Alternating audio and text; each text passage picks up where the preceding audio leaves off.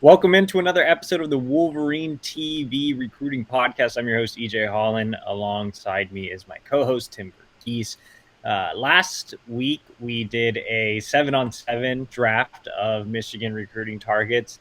And we said, we can't leave out the linemen. So we're doing a 5v5 big man challenge. So we're drafting two edge rushers, a couple of two defensive linemen, and then kind of a flex guy that can be kind of a five tech sort of, or whatever you want. If you want to add some extra beef for another edge rusher, you can. On the offensive line, we're going with two tackles and three interior offensive linemen. So this should be another fun draft episode. Tim, you ready? You're going to be you get the number one pick. I'm giving it to you because I took the number one pick last draft, so you can go ahead and have the first pick. Cool. I think. Shoot, I think I may just go with Michigan's top edge rusher and a guy that went in last year's or in last week's draft in Nicholas Harbaugh. I think that's just the easy pick here. I think Harbaugh is of Michigan's targets on the board that are uncommitted. Obviously, there's a couple of targets they have that are committed, but of the uncommitted targets, I think he's got the most upside, the most talent. Obviously, he's a freak athlete with the track times and stuff. But yeah, I feel good about kind of Keeley as my first pick, or not Keeley. I feel good about Harbaugh as my first pick.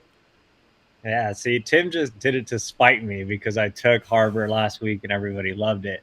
So he couldn't even remember Harbaugh's name. That should tell you how confident Tim is in his pick. But I'll take Keon Keeley, who Tim slipped up on. That's my number one pick. Keeley's committed to Notre Dame. Obviously, if you follow recruiting, he's a five-star edge rusher from Tampa Berkeley that picked the Irish early on. But with Mike Elston moving over to Michigan, the Wolverines are making a concerted effort there. Jim Harbaugh stopped by his school before the dead period. Michigan is looking to get him on campus this offseason. No date is set. But from talking to those close to the Michigan program last night, it looks like they are close to potentially getting a date for Keeley, which would be big. I think that connection with Mike Elston should really help. And Michigan also landed Jalen Harrell out of Tampa Berkeley a couple of cycles ago, so that connection may help as well. So I'm going Keeley, and then I'm going on the turn. We're doing snake draft style. I'm going to go ahead and just lock up the highest rated offensive line target on Michigan's board, and that's Caden Proctor out of Iowa. He's a 5-star tackle. I want a true tackle on my squad, and I think Proctor's the best of the bunch. Michigan has some work to do there, but the Wolverines have clawed their way back into that recruitment. Recently, were included in his top 7. They have to get him on campus this offseason, obviously, but they've been quietly creating some positive movement there. So I feel like I have my 5-star left tackle and I have my 5-star edge rusher. So I'm pretty happy about my two picks.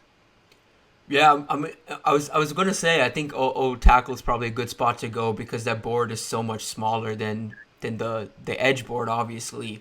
So I think that's where I'm gonna go as well, just because there are so limited, there's so little offensive tackle targets in this class for Michigan. I think I'm gonna go ahead and take Caden Green off the board right here. Just a very safe pick. I've seen Green live. Very much a very high floor lineman, has a lot of things down already. Great footwork, great upper body power, great frame. Trains with one of the better O line trainers in the Midwest, who's also his high school position coach. And so I kind of feel good about him right there as my offensive tackle. And I think with the next pick, man, thinking edge here just because, like I said, the edge board is so big, but the top end guys are just so good. And I think I'm just gonna go ahead and take Chandavian Bradley. I really like length off the edge. And I think between Bradley and Harbaugh, just two super big guys, super athletic. Bradley plays basketball in addition to football, and he's a standout on the court as well. And so, I like my multi-sport guys, so I feel good about Chandavian and Nicholas Harbaugh coming off the edge for me. You're right. There's so many good players on the defensive side of the ball. Really strong year nationally for edge rushers. I feel like I can just wait and get whatever edge rusher at the end, and it'll be fine, especially since I have Keeley I'm going, with offensive line, it's an interesting year. There's a lot of tweeners. There's guys that, could be more right tackles. There's guys that could play basically every position except left. There aren't a lot of true left tackles. That's why I went with Proctor. I think this guy can be a true left tackle. I think he can also play right if needed. I'm taking Charles Jagusaw, way out there on the western side of Illinois. Right now, Michigan is in his top group. Notre Dame seems to be the leader with him, but he is planning to make a visit to Michigan, was in Ann Arbor for the fall. He's in constant contact with Sharon Moore, and I think that gives me my Twin Towers at the tackle position. And Jagu saw a legit 6'6" guy that just won a wrestling championship this past weekend. So really like his background as well. So I'm going Jagusaw there, and then I'm going to take the best or the top interior guy on Michigan's board, and that's Mark Steele out of the Dallas area, a guy that can also play along the defensive line. So hey, if someone's struggling out there, I can throw Mark Steele on the defensive side, he can win me some reps. But I really like what he brings to the table. I saw him live in the fall, and he was just so dominant. He actually plays tackle at the high school level, but he definitely projects as an interior guy. But while he played tackle, he was going one-on-one with fellow Michigan target Trey Wilson, who's on the edge board, and I think Deal got the best of him. I mean, he's just a really, really stout offensive lineman. He's, I believe, ranked as in the top 35 in the country, so borderline 5-star type guy. So, I mean, that's a really strong offensive line, in my opinion. And as far as where Michigan stands with Deal, work to do, obviously tough to pull from the South, but Jim Harbaugh made it a priority to go down to Dallas to see him before the dead period. I really like that pick. Deal was a guy I was kind of eyeing right here as well. So a little jealous you got him, but let's see. I'm looking again. The tackle board is just so small. I'm thinking tackle again, and I may go with a guy I saw this weekend who Michigan is surprisingly in the mix for. Obviously, there are a lot of schools in the mix for him right now. He was one of the more popular recruits with media just because of how many schools are in it for him this past weekend. But I'm going to go ahead and take Monroe Freeling right here. That's a guy I don't think we talk about enough as far as a Michigan target. He's got some interest, hoping to make a visit this offseason. And I think if Michigan can get him on campus, they can really make some headway there. Stands about 6'7", 285, and he holds it really, really well. Like even to the point that this weekend, people were like, "Oh, he looks really slight of frame," and I was like, "Well, he told me he was 285 pounds." So, I think you can add a good amount of mass to his frame. I legitimately think like once he fully commits to playing O line, he plays basketball as well. Once he fully commits to playing offensive line at the next level, I think you can even get him up to 310, potentially even 320 at the next level, and he can hold it and maintain some of the athleticism that makes him such a highly pursued target. So I got my two offensive tackles. Let's see. I'm thinking interior here. I might as well just build out my offensive line while I'm at it. Let's go ahead and let's take Roderick Carney out of Orange Park. Roderick has he may have my favorite interior offensive line tape, even though he does play tackle at the high school level. He's just a mauler, incredible footwork, great frame, stands about 6'4", and he's pretty rocked up.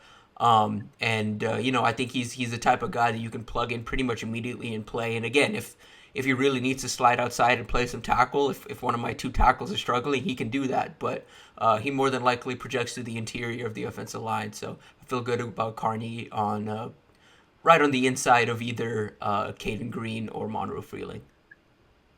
Awesome. So I built up my offensive line. I like the nucleus there. So I'm going back to the defensive side.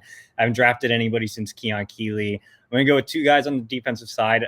First, I'm going Sam Impemba. I mean, this is a guy that's also another 5-star level prospect. You can put him at edge. I mean, you can put him at outside linebacker. You can put him at tight end for this big man challenge. He'll obviously come off the edge, but he's such a big, intriguing athlete. Mike Elston loves him. He's visiting Michigan on March 18th. Elston's done a really nice job of getting the Wolverines in play in his recruitment. There's just a lot to like about him. So I'm going in Pemba. And then I am going Jason Moore another top 100 talent. He's a guy that can play the edge, but more than likely a three technique. Either way, I mean, he's just really, really talented out of the DMV. My initial plan was to team up Jason Moore with Nicholas Harbaugh, but of course, Tim ruined that. But I'm very happy to get Jason Moore, a top 100 player. I mean, that trio for me to wait to get defensive guys on the turn to get Jason Moore and to get Sam and Pemba. I'm pretty excited about that. Yeah, have to feel pretty good about that one. Ooh, that takes a couple names off my board. Oh boy, let's see. Like Tim's struggling, he's sweating. Yeah, struggling a bit for sure. Let me go ahead and let's take John Walker here. John Walker's a guy that visited Michigan last month, plays alongside another Michigan target in Derek LeBlanc. But Walker feels like the more realistic target for Michigan right now. And Walker's a force kind of on the inside of the line, stands about 6'3", 310. More than likely projects to be a 3 tech, but kind of has the capability to be a nose if he wants to or if he needs to. His junior tape is a lot of fun. He's just consistently in the backfield, just consistently drives offensive linemen back. And with my lengthy edge rushers, I just need a space eater, and I think John Walker can definitely do that. So I feel good about Walker right here. With my second pick, I want some more size. I'm gonna go with another guy I saw this weekend that I really really liked. Xavier McLeod out of Camden, South Carolina. He competed this weekend despite already being committed to the Under Armour All-American game. Stands 6'5", 300 and about 8 pounds right now. And still has some ways to go as far as weight. So I think you can add a couple more pounds to him. Just look really good all day on Sunday in drills and one-on-one. He even mentioned himself the one thing he's got to work on is kind of finishing through his reps. But he gets off the line pretty quick for a guy his size. Gets in the backfield pretty quick. Displays good hand usage, good body control, things like that. And like I said, with my guys off the edge, I just need space eaters on the inside. So I feel good about McLeod kind of as joining my guy John Walker as space eaters in the middle.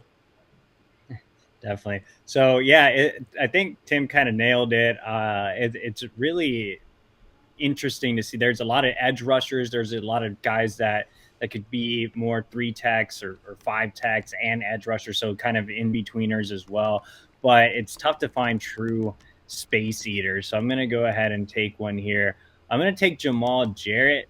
He's a guy that's listed as an offensive lineman, but I think he's going to be more so a defensive lineman, a 300-pounder that can clog up the middle. Michigan really, really values him. Mike Elston has made him a priority. He was high on Michigan early on before Nua and Courtney Morgan left. They were kind of the ones that entered Michigan into the recruiting picture. Now Michigan back in it. So I really like Jamal Jarrett. I'm going to take him as kind of my nose type space eating guy. And then I'm going to come back and draft another interior offensive lineman. I'm going to go with a local flavor. I'm getting Amir Herring, longtime Michigan lean, just a safe play. I mean, super technical guy, really great feet. He uses his hands well. I mean, he's just like such a high floor guy. Like you can't go wrong with Amir Herring. Really smart kid. Just love what he brings to the table as well. So he's my second interior offensive line take. Good stuff. Good stuff. Let's see. I think I need another interior lineman. I already got one Mauler in Roderick Carney, and let's go ahead and take another one, Sam Pendleton. Now this is a guy who, for much of his junior season, or even before his junior season, was not on many people's radar. Michigan offered in the fall, and a couple other schools followed suit. And you watch the tape, and it's pretty easy to see why he's so highly coveted. He plays offensive tackle. He plays off interior as well. But his junior tape is just mean. Like he finishes reps all the way through. And it's just a definition of a mauler. And I think between him and Roderick, we're just gonna have two mean guys on the inside of on the interior of our line. So I feel good about Pendleton alongside Carney on the interior of my line. Then let's see, what else do I need? I think I can just go ahead and take a flex guy here. think that's what I'm gonna do. Um, I would like a true nose, I guess. On the defensive side of the ball. He can, somewhat be a flex guy as well.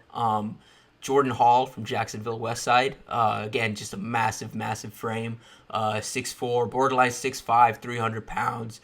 Michigan's top true nose tackle target in this class, you could say. And pretty comparable frame to Jamal Jarrett, who EJ picked. And he's just a massive frame. And a space eater on the inside that can be more than that too. He's very disruptive in the run game. Can get after the pass catch or the quarterback as well. Pretty effective in pass rush. So feel good about him. I think Michigan is not necessarily on the outside looking in, but they're definitely in the mix. They just need to get him on campus. And with George Hilo's ties to the area, he's got a couple Michigan staffers working on him, and I think getting him on campus is going to be a priority for the staff. Definitely. I looked at my offensive line list and I'm like, man, I'm running out of offensive linemen. These are my last two picks.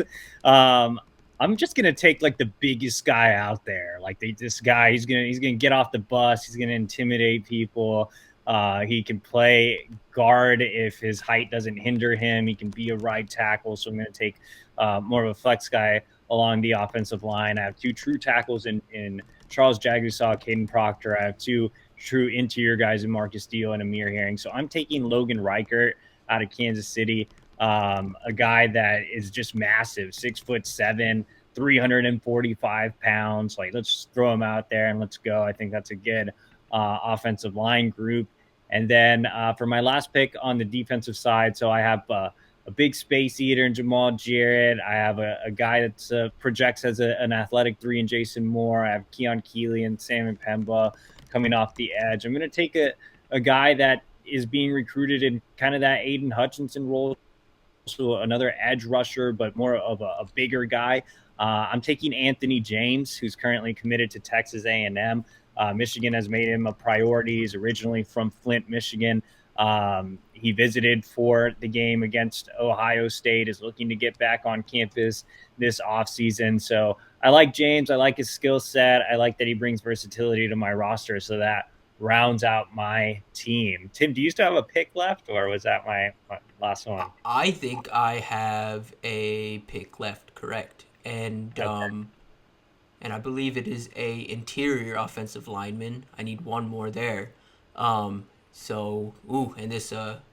this board is a little rough. So let's see what I can. I could see it during my picks. Tim was like researching, trying to add some guys to the short That's what I'm. list. I'm just looking to kind of see, who can I get on the interior. I mean, this is a guy that Michigan is in the mix for, and it's Michigan's kind of on the outside looking in, but definitely still in the mix for. He's just going to say I'm cheating again if I take him. Potentially, we'll see. But Harris Sewell from Odessa Permian. None of the viewers even know who that is because we've had little to no updates on him. Well, he's a guy who doesn't really talk to media, but he is a Michigan target. So listen, Michigan target's a Michigan target. So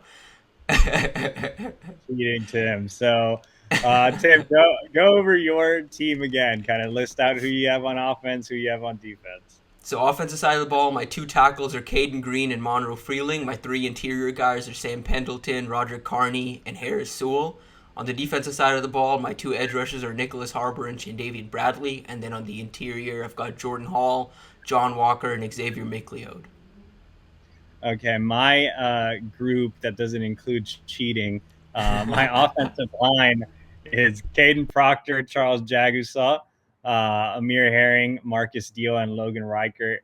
My defensive side of the ball, I've got Keon Keeley, Sam Pemba, Anthony James, Jamal Jarrett, and Jason Moore. So we'll let the fans decide who has the better roster. Before we get out of here, Tim, were there any guys that you were considering drafting that didn't make it to your squad?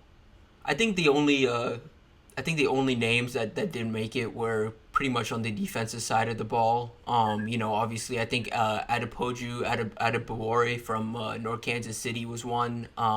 that I really kind of considered as an edge rusher. But again, the edge rusher board was so loaded. I got my two guys, and I kind of felt good. In retrospect, probably should have taken an O line, just so I wasn't reaching at the very end for a borderline target. But that was one for me. Again, that this edge board is just so big. Desmond Yumiazulu was another one I considered as an edge rusher. There's just so many in this class. Eda is another guy that I kind of liked. If I had a spot as a flex take, he's seen as an edge rusher or potentially a three tech, and I've seen him a good amount here in the last 2 weeks. So he was one I considered. But really, outside of that, that's I kind of feel good about my team. Obviously, kind of wish I adjusted my O line board a little differently, so I wasn't reaching at the end. But other than that, I feel good. Yeah, you kind of listed everybody that I also had on my short list. I mean, there was absolutely nobody left on my offensive line short list. Even when I drafted Logan Reichert, I completely forgot to list him on my short list, and I was just trying to scramble for names in my head. And I was like, oh, I didn't even put Logan Reichert here. So it was a little tough sledding. But I'm glad I got Logan. That's a good flex take there at the end and kind of left you scrambling.